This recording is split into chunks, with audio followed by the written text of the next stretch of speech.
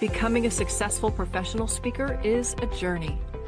How do you find that first stage, the next stage, and then the bigger and better stages? I'm Lee Hayes, your host. My co-hosts and I are here to guide you to a more successful speaking career. You're listening to Path to the Main Stage podcast.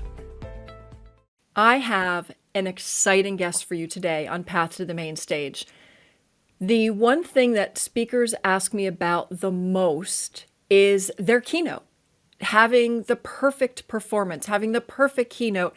Forget that stupid business stuff, Lee. Just make me wonderful on stage. But before I introduce my co-host today, who's going to blow your mind, I need to get real with you. You are not as good on stage as you think you are. You're not as good as your spouse tells you you are. You're not as good as your friends tell you you are. And certainly not even as good as the event planners tell you you are. And here's how I know that. Because as someone who places speakers, I so often hear from my speakers. I will check with them. They finish the event and I say, hey, speaker, how did it go? And I will hear, they loved me, Lee. They really loved me.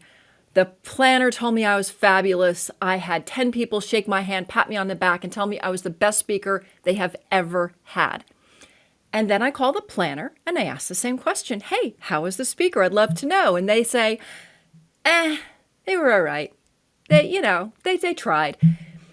It's not often really in line. And so here's my message to you. And here's why my co-host is here today.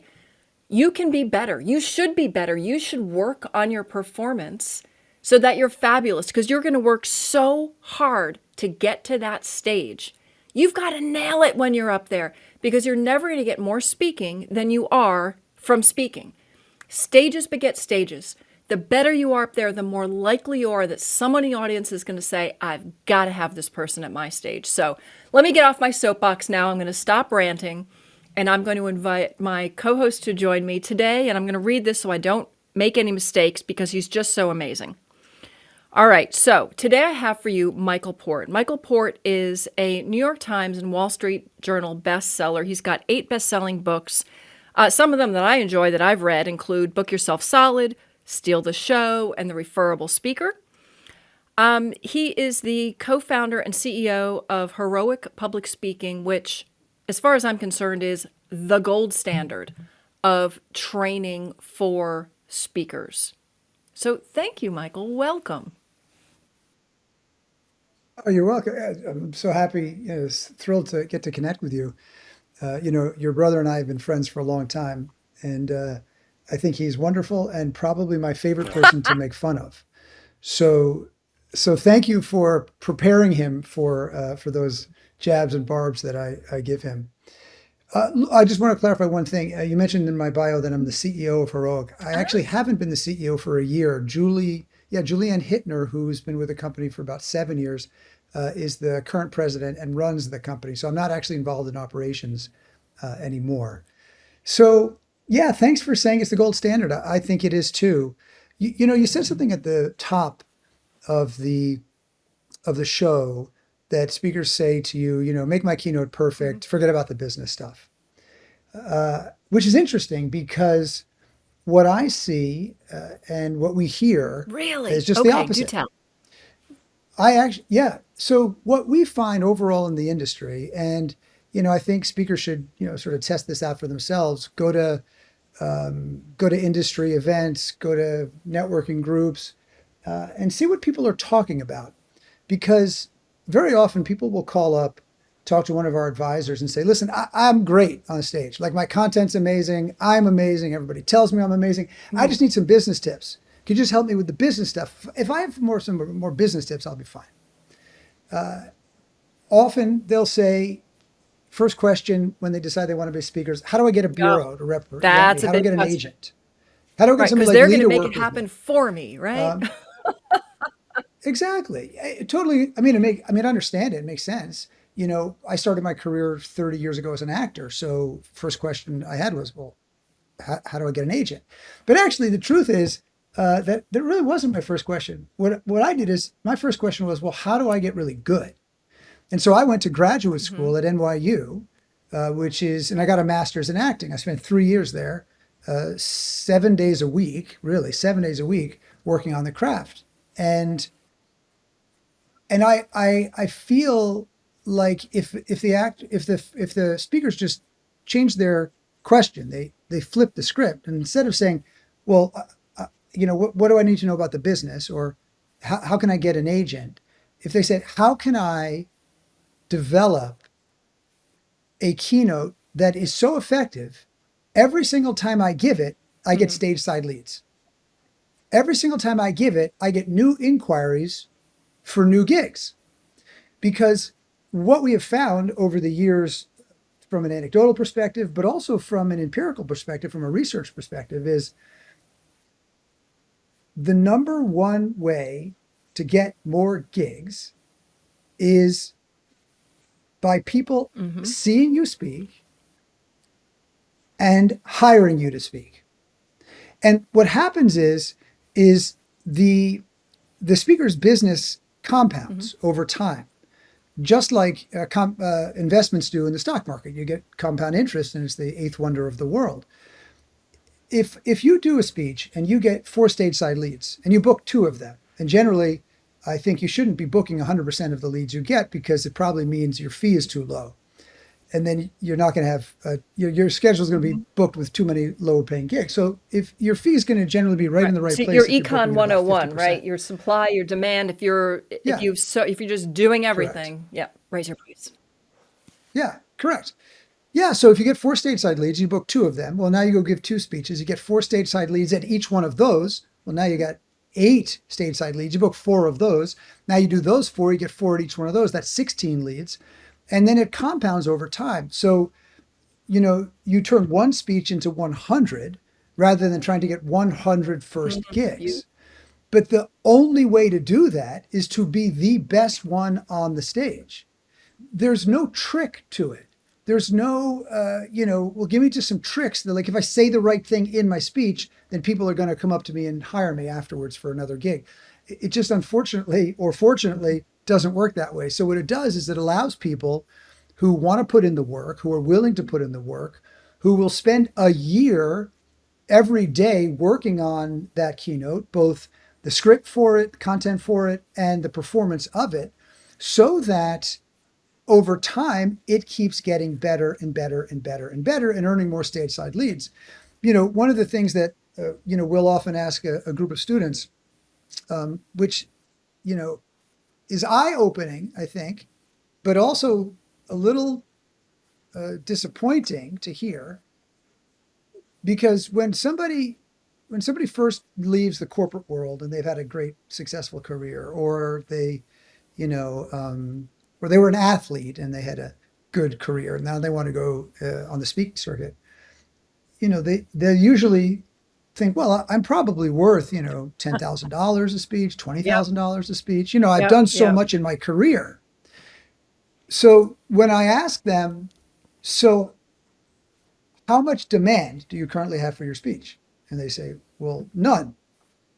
And so then I ask, well, so do you know the basic theory behind supply and demand? And they said, yeah. I said, so if something has no demand, what's it worth? They say, nothing. Exactly. So if the speech has no demand, it means it's actually worth nothing, which means you should be giving that for no money as many times as you can, so that the speech keeps getting better. You have a place to keep working on it. But number two, so that you can pick up stage side leads, because when you get a stage side lead, then you can charge for it.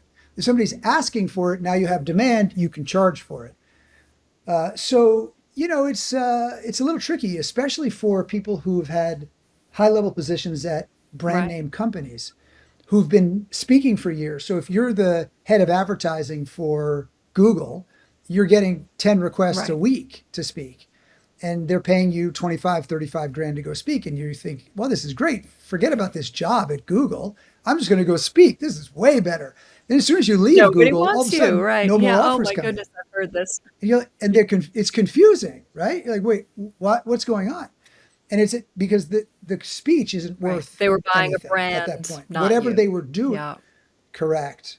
And now they'll just buy the Mhm. current head of advertising for Google, And it doesn't mean you won't get any gigs, but it really does change the landscape. So what it means is that if you do want a career as a speaker, the craft of speaking, both from a content development perspective, a script writing perspective, and a performance perspective, is critical.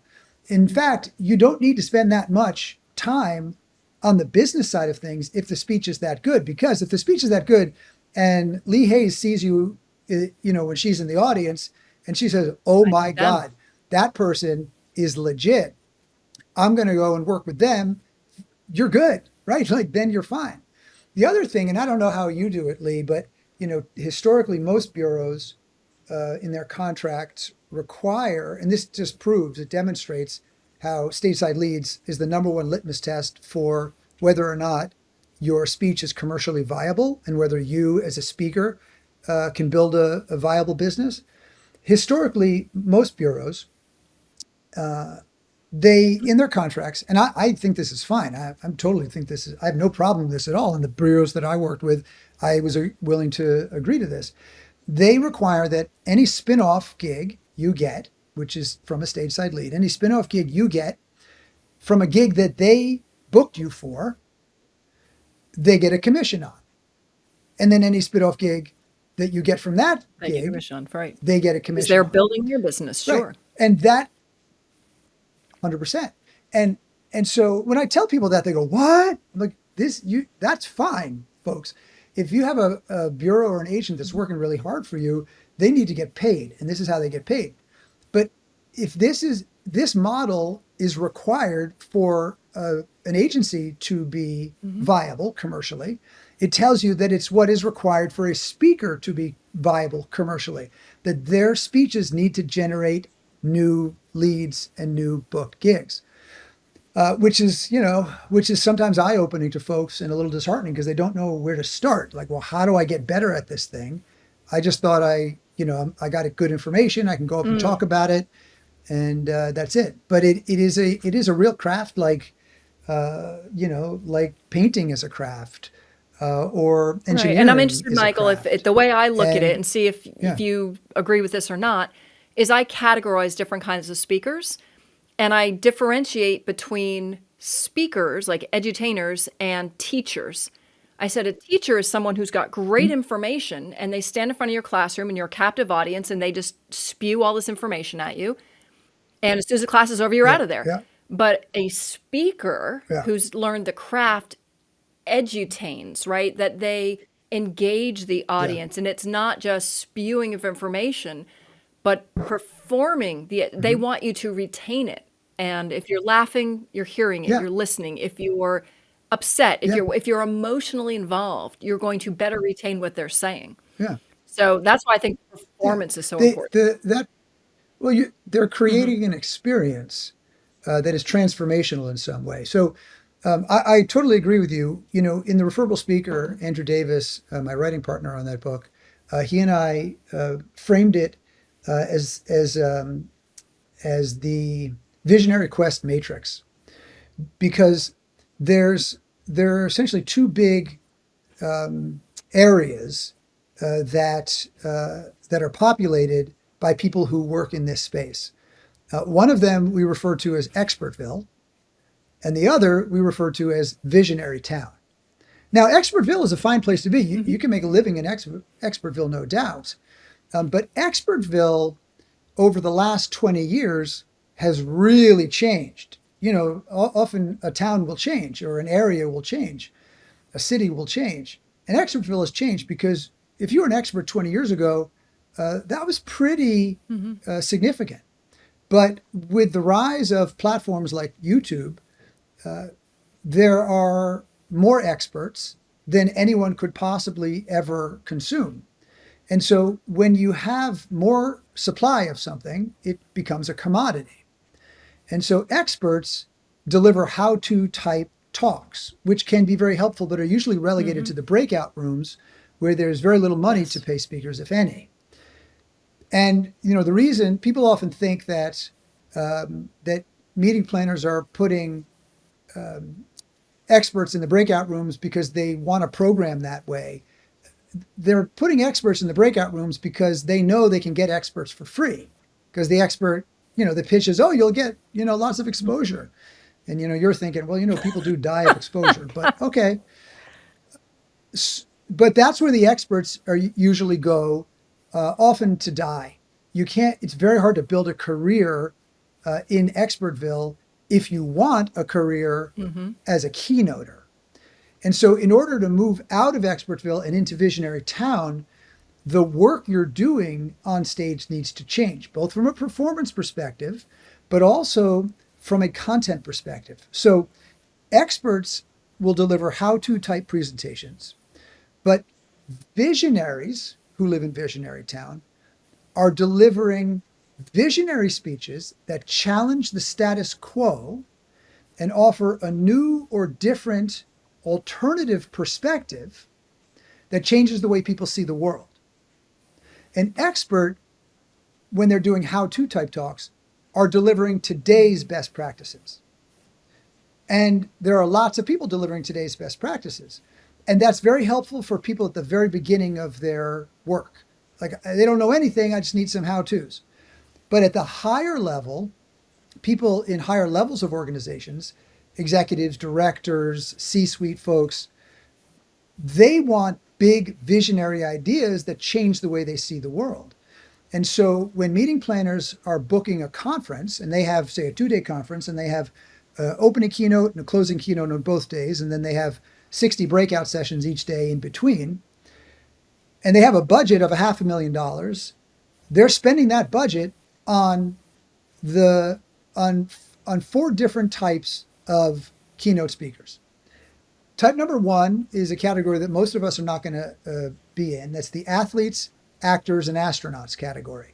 And I don't mean actors that are waiting tables. I mean famous actors and famous astronauts and famous athletes. These are people who are getting $250,000, without a blink of an eye to go give a speech. Meeting planner actually doesn't care that much about the quality of their speech. They're there to put butts in seats. The next person that the meeting planner is looking, next bucket that they're looking in is the A-list alternate speaker. So they're not quite as famous as one of those A-listers, but they serve the same type of role, but for less money. So maybe they cost $50,000 or $100,000. If it's a conference with a lower budget, the A-list alternate becomes the A-lister. The third bucket that the meeting planner is pulling from is the industry icon.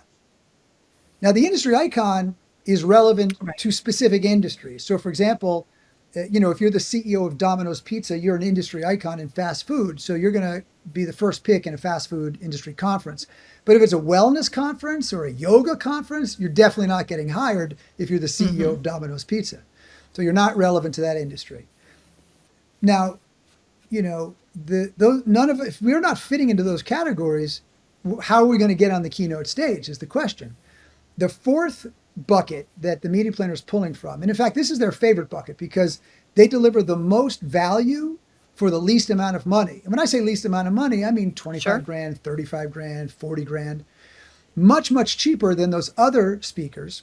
But this particular speaker is what we refer to as the surprise and delight speaker. This is the speaker who you might not know, they're not famous, a little bit like Mike Michalowicz. Like, he's written some big books, but he's not famous. Like, he can walk down the street, nobody knows who he is, except maybe in his town in New Jersey. But outside Again, of that, like you said, it's within that niche, that narrow niche, right? So yes, but when he comes out on stage, within 15 minutes, you are so surprised by how extraordinarily interesting and entertaining the speech is that you are delighted. And so what that speaker does is they create the transformational experience emotionally and from a thought perspective that the other categories of keynoters generally don't do. They just tell you about, hey, I climbed up a mountain. It was really great. Here's what you need to do to, overcome your own obstacles. But the surprise and delight speaker is such an extraordinary value that when a meeting planner finds a surprise and delight speaker that they can count on, who is reliably, professionally, meaning they can deliver that same exact speech every single time, the same way, with the same results, without fail, they'll hire that speaker 15 times in a year at all of their conference to fill that category of surprise and delight speaker. And then they go hire other speakers in those three other categories for the other three keynote spots to put the butts in seats. And the reason I say it's got to be the same speech is because if you're not delivering the same speech every time, you're not reliable. The funny thing is that there's this myth in the speaking industry that you should be customizing your speech for your audiences. And the reason is because a lot of times there are very inexperienced meeting planners booking speakers. So there are professional meeting planners who are doing the big conferences and they know their stuff. And then there's like the senior marketing executive who is tasked with booking the speakers by the senior VP of marketing because they don't want to hire a professional. And that person has no idea how to book a conference. So when they're talking to a speaker, they say, so can you customize the speech? So it's like just, for us. And the speaker says, yeah, of course I can do that. But if you're talking to a professional meeting planner and you say, listen, I'm going to customize it for you. Nobody's going to get the speech I'm giving you. The professional meeting planner is saying, I don't want that speech. You know why? Two reasons. Number one, if you have not done this speech before, that means it's low quality because the first time you do something, it's never going to be the best. It's always going to be the worst you've ever done. And number two, if you have to customize it for that audience, it wasn't built for that audience. And if they're paying a lot of money, that meeting planner wants a speech that was built for that audience, that is a slam dunk for that audience, that you've done 50 times for that audience, and they can feel confident because the number one fear that meeting planners have is getting They've fired. got it. This is their job, right? This is their job. But This let me is their ask you a job. quick question here. If Let me you ask a blow question. So it, you talked yeah, about go not ahead. customizing. Yeah, So I have a few speakers now who are in the yeah. surprise and delight and be celebrity level. Like we're starting to get up there. And they, quote unquote, customize their talks. And when they say customize, they customize 1 to 2% of their talk, meaning that they understand the language that's used by the people in the audience. They either use the proper term, client, customer, whatever, or they know one thing about the audience they know a tiny bit. And it's interesting that at the end of that talk, those meeting planners will come back to me and go, oh my God, Lee, they were talking to us. They got us. And I know that 98% of that Yeah. speech is exactly the same. It's just that tweak. I don't consider that customization. Okay, That's just tailoring. Here's a tailoring good the word. speech. It's totally different. Yeah. Yeah. Because often speakers will use customization as a front for Right. Anything you want. winging I'll talk it. about anything you want, right? Is that yeah. Yeah, right. Yeah, or yeah, this is my speech, but but it's custom, which means it's Right. different every time. And it's different every time because you don't actually have a speech that you have worked on until it is so good that it cannot fail. It's like, it's like think about it this way. Like if you don't know the language that your audience speaks, well, that's going to be a problem. So you got to learn that. You got to make sure you speak their language. But that is, as you said, 1% of the speech. That's a Yeah. tiny little sliver. Not doing it is just being lazy. So to me, that's just making sure you can relate to them by speaking a language that they understand. But Right. the speech is still the speech. If you go to see a Broadway play, you expect that play is going to be flawless. If you go see Hamilton, you don't want them to To wing it. improv Hamilton. No, you want them to do the Hamilton they've been doing for the last 10 years, which is the best show on Broadway. It's why a Hamilton ticket will cost you potentially thousands of dollars, and a ticket to an improv show will cost you $35, because the improv show may have a couple bits that are fun and work, and you're going to have a good time because you're going to have some drinks and play around with your friends. But most of Right. it's not going to work. No guarantees. So when you're paying a lot of money, it has to work every single time, which means it's the same speech So now every how do we single start time. to get there? So we're talking mainly to emerging speakers now who are at that information stage, right? I know some stuff. I spew out stuff. I was talking to a woman yesterday who I placed it's a tiny gig, and I keep asking her to let's take a look at this. Let's see what we can do to up level. And she's going, I don't understand what you mean. I have lots of words on PowerPoints. I give them really good information. They're going to learn stuff. What are the first steps? How do you start to elevate if you have the ambition to be a keynote speaker versus a breakout speaker? How do you Hmm. start to Hmm. Okay. evolve toward that? So, so ask a question that Google can't answer and then solve it. Ooh, I like that. Because if Google can answer the question that your speech answers, you're just going to stay in expertville. It's just today's best practices. But if you can, if your speech answers a question that Google can't, well, now you're starting to move into visionary town. So what needs to happen is you got to look at what's the status quo in the industry that I'm speaking to. Like who's my audience and what's the status quo? And what problems does the status quo solve? And are they sufficient? Because if all the solutions for the problems that exist in the industry are fine, then there's nothing for you to do. Those problems don't need addressing because they all have good solutions. But if there are problems in the industry or the space that you work in, and the status quo solutions are not sufficient, if you don't think they're sufficient, if you know they work but not good enough, not well enough, well then you first start to identify, well, why aren't they working well enough? What's wrong with these status quo solutions? And if what's wrong with the status quo solution starts to fire you up and maybe even piss you off, now you know you're onto something. Because then you can start to look at, well, how do I want to challenge this status quo? How do I want to push back on the status quo? What would be my alternative approach that is different than the status quo that would solve these problems? Because if you can't go through that thought exercise really clearly, then you're probably going to be stuck in expertville. So there's so much deep development work that needs to be done on a speech, even before you start writing it.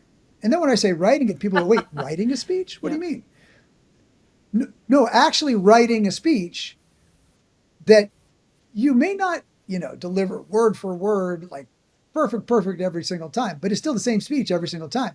And here's why. I beat this drum so hard because in thought leadership, people will not hear you until you are sick of saying the thing you are saying. So like you might have to hear this 50 times before you go, oh, I get it. You cannot make something better unless you're trying to make the same thing better. Right. If it's new, it can't be Meaning, better. It's just new. Okay. it's just new. So you're going to keep changing it, improving it, and eventually it will be totally different than the way it started. But if you're not working off of something that you can improve and then adjust, then keep working off what you improved and then adjust and keep working off what you improved, then adjust, you're essentially starting from scratch every single time. And there are no crafts in which you do that. Like, let's say I've been working with a very famous baseball player for the last year. And so we chat about, like what it takes to be the best in the world at, at your particular chosen thing. And he said, when he started playing, he was the number one pick in the draft as a teenager. And when he first got into the major leagues, he couldn't hit a breaking ball because, in high school, he never saw breaking balls the way that Major League Baseball players threw them. And at the time, he said, often even batting coaches didn't work with players on hitting breaking balls. They always just focused on the fastball, hit the fastball. So he said, no, I gotta become really good at hitting breaking balls. So he hit a minimum of 500 breaking balls with the batting machine every single day at practice after practice was done. And it was the same pitch. He didn't have the machine throw him 40 different types of pitches, and every time he tried to hit one of them, he just kept getting breaking balls until over the years he'd hit tens of thousands or even maybe hundreds of thousands of breaking balls and became one of the best breaking ball hitters of all time. And so you've got to do the same thing. Okay, so I have a hobby of baking. I love baking. And so I have spent the last 2 months making macaron every single day. multiple batches of macaron every single day because they're so finicky that you have got to do them over and over and over again until you get them right. And even still, I'm not even close to perfection. The best pastry chef in the world has probably been making macaron for 40 years. And so I challenge any speaker in the world to show me a speech that they wing every single time that is as good as the best speakers in the business who give the same speech every single time. You show me that, and Yeah, no, I'll sorry. stop talking about it. But you bring up a really good point. One Yeah. thing that I've heard from actually a handful of speaking coaches, which always surprises me, and I go, "How are you a speaking coach?" But I hear from a lot of speakers is, I don't want to practice too much because it'll make me look stiff. Can you respond to that? How do we Yeah. get through that? 100%. We hear that all the time, Lee, all the time. Say, no, I tried rehearsal. Like I tried, rehearsal, and Right. it actually made me worse. So rehearsal doesn't work, they tell me. Rehearsal doesn't work. And I'm thinking, okay. And Yo-Yo Ma rehearses. He sounds pretty natural. He's the greatest cellist of all time. Your baseball player seems to hit those What's balls her and name? does Taylor well. Swift. Yeah, Taylor Swift rehearses. Beyonce, you can go watch a special that she did for her 6-month rehearsal process to do 2 shows at Coachella. 6 months of 6 days a week rehearsal for 2 shows at To Coachella. look Now, relaxed, right? they're right To look flawless. to look flawless and like they're doing it for the first time. So here's the thing. The speakers who tell you that, they're right. And they're right that they felt stiff because the rehearsal wasn't the problem. The problem was they didn't do enough rehearsal. Because what happens is when you only do a little bit of rehearsal, you don't actually own the material. It's not in your body. So what happens is you're trying to perform, but you're thinking about what you did in rehearsal, which takes you out of the moment and makes you stiff. And you can't come up with the material, so you feel slow and stiff and off. So you're not in the moment. And so they're right. So the problem wasn't rehearsal. The problem was they didn't do enough rehearsal. You got to do so much rehearsal so that when you walk on stage, you can go on stage totally blank, as if you have no idea what you're going to say, and allow every single moment to come to you in the moment, as if it's the first time you've ever said that thing. And the job of the performer, and the best performers in the world, are performers who can make it seem like it is the first time they have ever said the thing they are saying. That's the skill. That's mastery. And so if you have not been able to do that, it means you have not worked on your speech in any significant way. Because if you look at great speakers who do the same speech for 10 years and are getting paid 50 grand every time they do that speech, they don't have to think about a thing when they're on stage. It's the easiest thing in the world. All the work is front loaded. The actual speech, that's the easy part. But the year's worth of work that you do just getting a speech to the point where it is referable, that's where the hard work is done. And so it may take you a year to work on a speech to get it to the Well, point I where it's love, referable. excuse me, I love that advice because, like you said, you hear it all the time, right? It's just, I can't practice. It's not good. So we know they need to practice. We know they need to write their keynote. How do they develop, I'm going to call it a stage show. That's not really what I mean necessarily, but how do you figure out how to move on stage? If you're not an actor, if you've not had professional stage training, where do you start? And how do you learn to Well, I think, move so that you look natural, so that you use the space? Because there are newer speakers, I watch them, and they do a lot of forward and backward walking. For anybody who's not watching this on video, I'm yep, going back and forth. But you see that, right? People very artificially move because they go, but Lee, you have to move around the stage. How do you yeah, use space? yeah, sure. So a couple things to consider. Number one, speaking is not just an intellectual or a visual medium. It's also a kinesthetic medium. So the way you move influences the way people feel.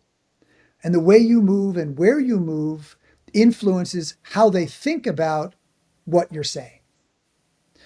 So There's a term in both theater and film called blocking. You can also think about it as staging. And so when we're working with our students and when our students are working on their material, they are using their speech to stage the performance of the keynote. I am still You here. still I'm there, with Lee? you. Okay. I Oh, lost your video. There you go. You're back. So they're using their speech to stage the performance. If you don't have a script, it's very difficult to stage it because you don't have a script that works as your road map. The script itself gives you all of the clues around when you need to move, where you need to move, and why you need to move. Those are the three questions you ask yourself. If you can't answer clearly where you're moving, when you're moving, and why you're moving, don't move. Because if your movement isn't aligned with mhm. what you're saying, then it actually really makes the the speech discordant.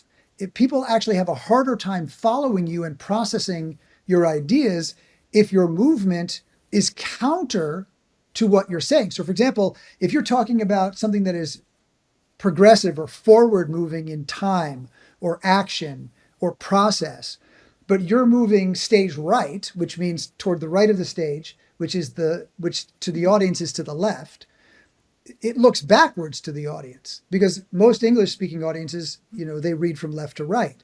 So if you're talking about going forward, they want to see you moving from your right to your left, from their left to Makes your sense. right. So there are lots of aspects of the craft of staging, blocking, and staging that you you you need to have a script in order to implement. Now, I can stage any speech in seconds because when you have many years of experience doing it, you can see it immediately, and I can hear in the language exactly when a speaker needs to move, where they need to move, and why they need to move. But those are the questions to ask: where, when, and why. If not, don't move. But those three questions give you all of the clues you need to have in order to know where to go, when to go, and why you're going. Now, the other thing to consider is sometimes speakers will move on stage even if they're going to the right place, they're going at the right time, and they have a good reason for it. Often the pace at which they move is Mhm. inorganic. So you ever seen this? Sometimes you'll see speakers where they move very slowly on stage, even if they're speaking quickly. So it's weird. It, it's this very measured, safe way of moving on stage that doesn't look natural or organic. And as a result, the speech starts to feel Mhm. inorganic. And if a speech feels inorganic, it doesn't feel honest. And the best performers in the world, and this is the irony, are the most honest performers in the world.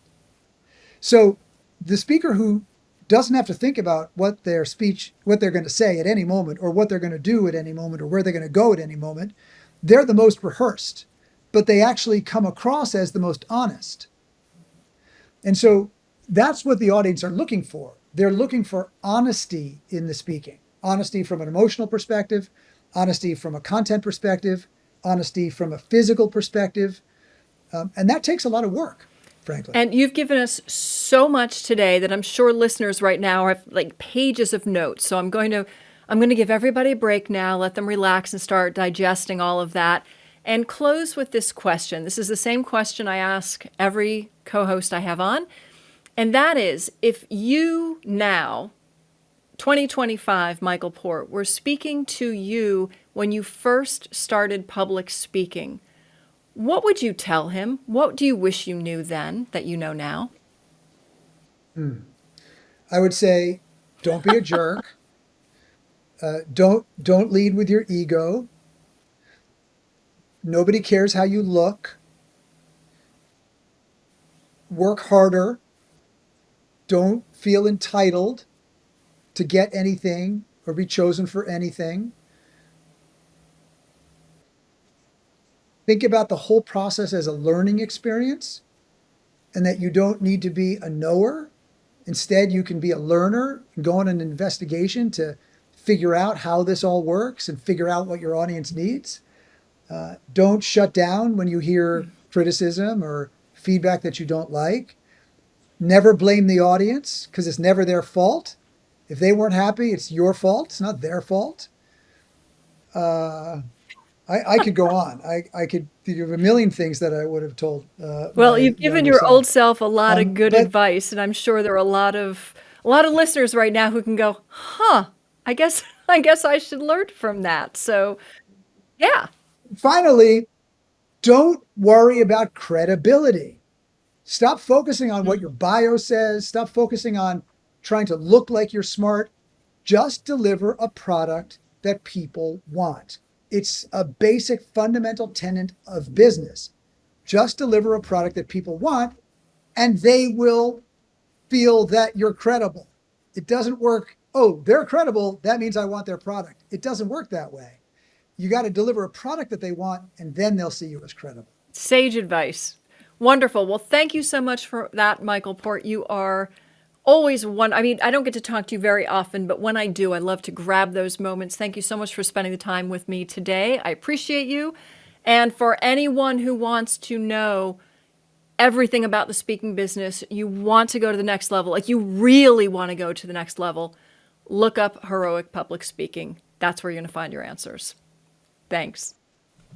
Thanks for listening to Path to the Main Stage. If you enjoyed the show, please subscribe wherever you get your podcasts.